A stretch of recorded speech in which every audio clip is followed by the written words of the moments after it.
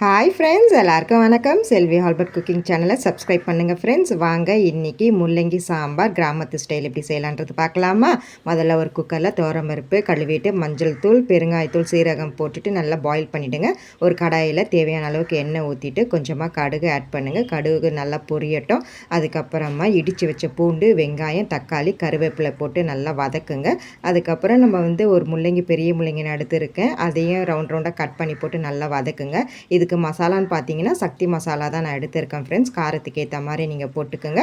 கொஞ்ச நேரம் வதக்கிட்டு அதுக்கப்புறம் தேவையான அளவுக்கு தண்ணி ஊற்றுங்க. ஒரு கைப்பிடி அளவுக்கு பொடியாக நறுக்கின கொத்தமல்லி ஆட் பண்ணுங்கள்.